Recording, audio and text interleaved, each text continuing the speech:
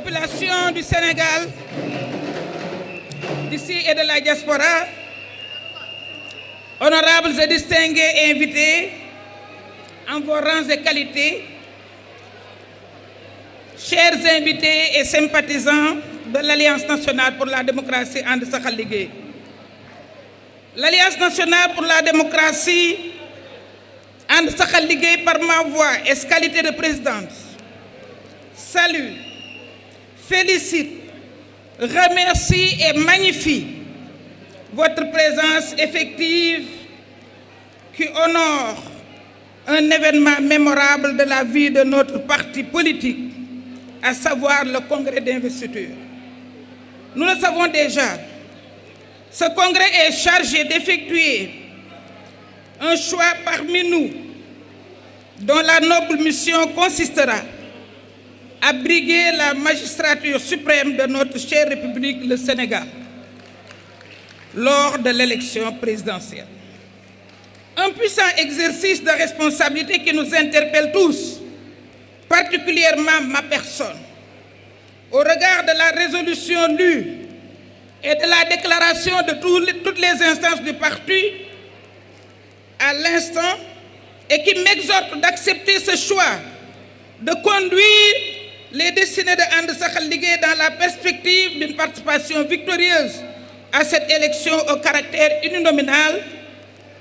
Chers militants et sympathisants de And, donnant dans tous ces aspects une suite favorable,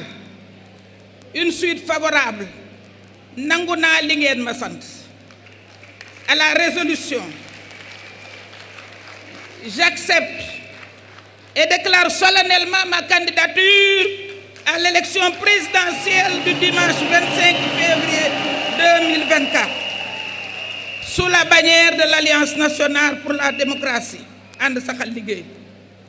À ce titre, soyez rassurés et convaincus que nous considérons ma candidature comme une réponse à l'appel de l'histoire qui exige d'avoir des vertus cardinales.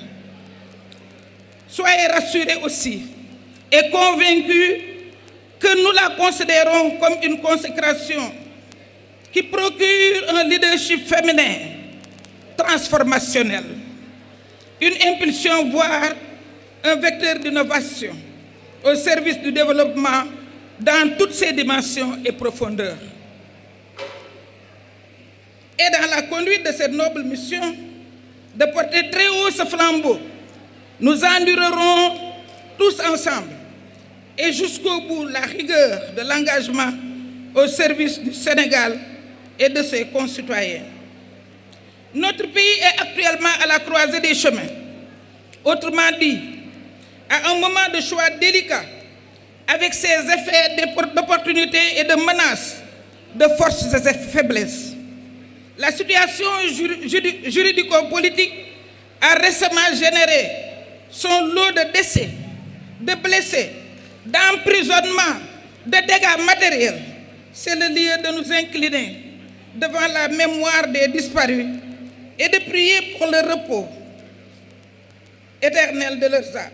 Nous adressons nos sincères condoléances aux familles éprouvées. Priez aussi pour un prompt rétablissement des blessés, pour la libération des détenus politiques.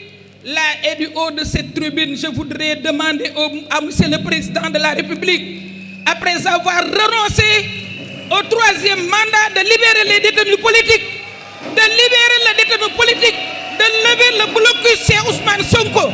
Monsieur le Président, je vous parle et je sais que vous m'écoutez. Vous m'écoutez. Levez le blocus de chez Ousmane Sonko. Libérez les détenus politiques, Monsieur le Président. jàmm moo gën 3e mandat waaye jàmm tam moo gën tëj sa nawle te defu la dara. Nous y reviendrons.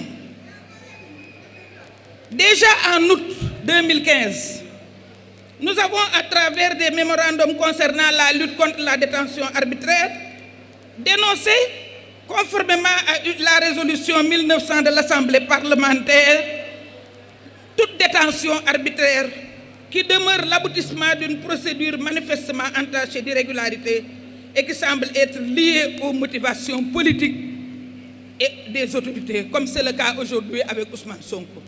Mais en 2015, nous l'avions dénoncé avec notre frère Karim Wade. Ce combat de principe qui nous a toujours animés demeure aujourd'hui intact. J'espère et je voudrais, chers responsables, chers participants de And Saxal Liguey, vous exprimer toute ma gratitude, toute ma reconnaissance. Vous qui êtes ma base politique, qui continuez de me soutenir et de m'accompagner dans ce registre. C'est en cela que nous sommes toujours mobilisés pour soutenir les illustres M. Karim Wade, M. Khalifa Sall et aujourd'hui le président Ousmane Sonko, une chance de la démocratie sénégalaise. Vous l'avez dit, vous l'avez répété, Ousmane Sonko est mon fils.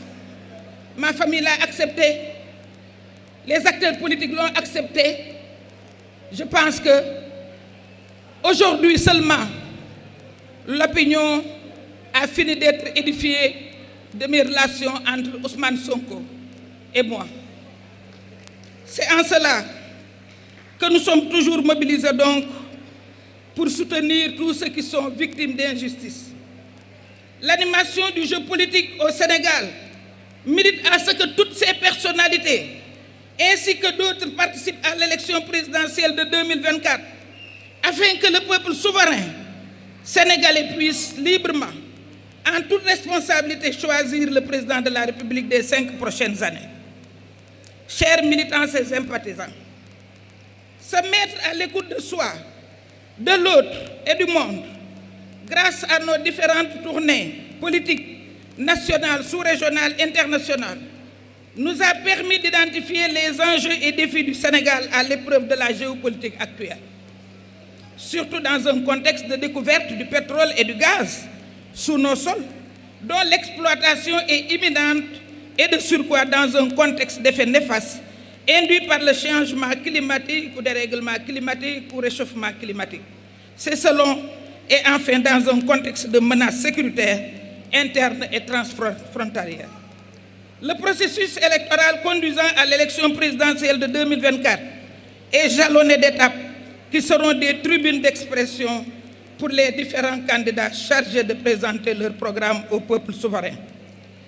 Ce congrès d'investiture est par destination une tribune d'expression pour annoncer et informer que And Saxal Liguey participera au débat des programmes des candidats déclarés en tout temps, en tout lieu.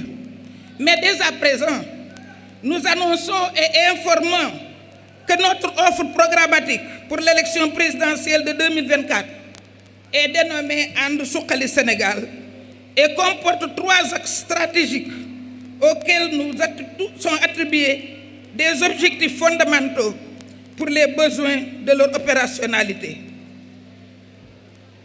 Car, nous le rappelons à toute fin utile, le montage des matrices d'action prioritaires dans le cadre macroéconomique est corrélativement lié à la tendance présentée par les objectifs fondamentaux. Nous allons tout simplement énumérer les d'autres séances suivront pour mieux expliquer le programme et faire des inputs des acteurs concernés. Le premier axe concerne la restauration sociale et environnementale du développement. Et nous n'oublions pas l'aspect sécuritaire.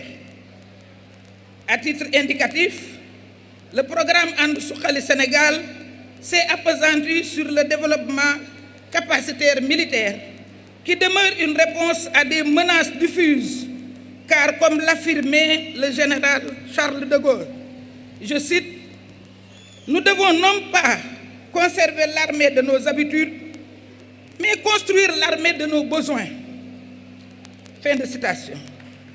À ce niveau, le retour d'expérience pousse à exprimer les capacités dans les segments du renseignement, de l'exploration, de la projection et de la protection des propres forces pour stimuler l'agilité de nos armées, dont le premier attribut demeure la défense de l'intégrité territoriale.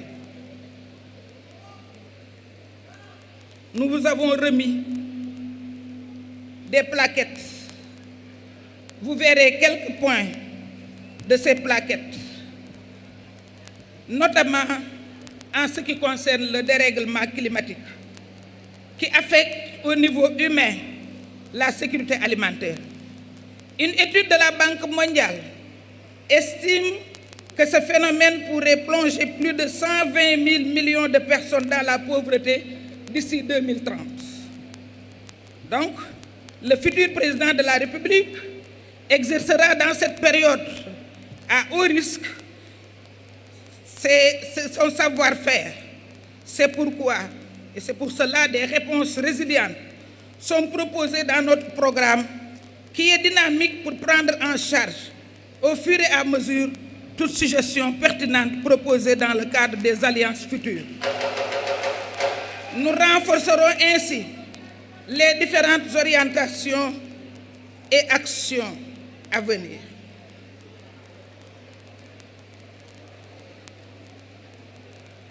Nous prenons comme exemple aussi l'emploi, comme l'a dit le représentant des jeunes, l'emploi et la formation des jeunes, abordé sous l'angle du développement d'une offre de formation adaptée aux besoins de l'économie, notamment liée à l'économie numérique, qui détient une nomenclature de formation, d'emploi et de compétences extrêmement large au regard de la promotion de l'investissement dans les technologies de l'information et de la communication, qui stimule l'innovation, la productivité et l'emploi.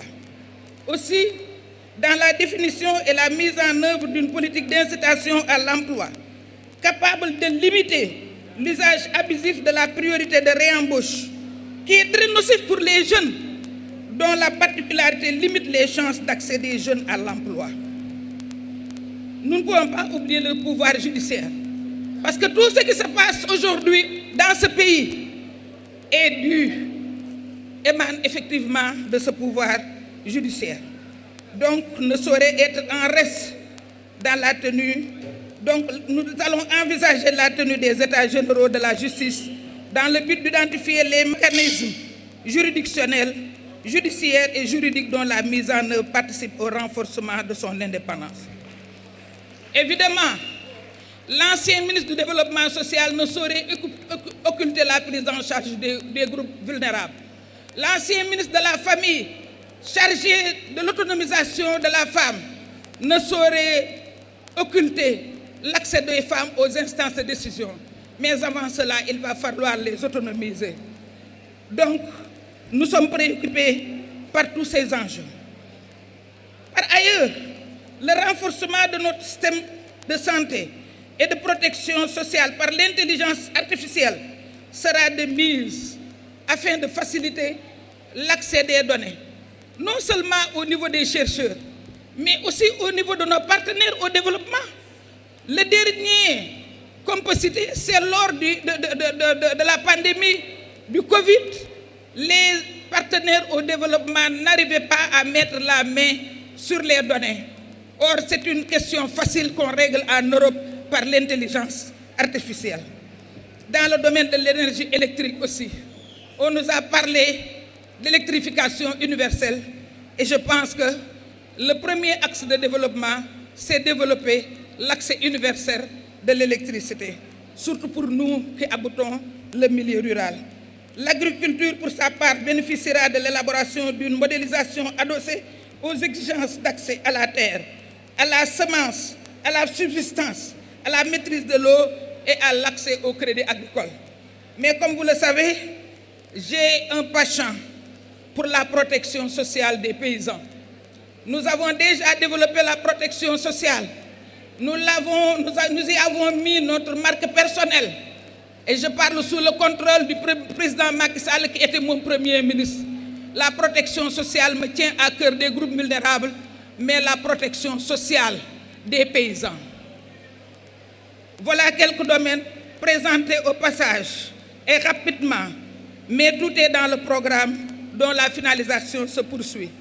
Nous ne saurions terminer sans réaffirmer notre ouverture à tout le monde, aux citoyens, aux différentes forces vives, mouvements, associations, partis politiques. Nous les invitons vivement à se joindre, d'abord à se cindre les reins. La priorité aujourd'hui, on avait dit notre première priorité, c'est que Macky Sall parte. Notre deuxième priorité, c'est de se cindre, c'est d'être ensemble, d'œuvrer pour le meilleur programme, mais de prêcher pour la paix, de combattre l'exclusion, parce que nous devons être ensemble. Nous devons cultiver la paix. Et c'est en se mettant seulement ensemble que nous allons cultiver la paix. Ensemble, prions pour que le miséricordieux Dieu comble nos espérances, qu'il nous assiste dans le couronnement de nos obligations. Vive le Sénégal, vive le peuple souverain sénégalais, vive l'Alliance nationale pour la démocratie. À vous tous, recevez mes chaleureuses félicitations. Mbokk yi maa ngi leen di nuyu waa ànd saxal liggéey maa ngi ñëw ci yéen